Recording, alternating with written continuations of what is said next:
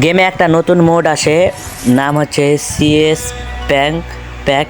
তো আমার মতন গরিবরা যখন দেখে এটাতে একটা ইমোট ফ্রিতে পাওয়া যাচ্ছে, তো আর কি, চলো ম্যাচ স্টার্ট দিয়ে দিই। ইমোটটা তো নিতে হবে, কিছু পাই আর না পাই ইমোটটা নেবো, চলো।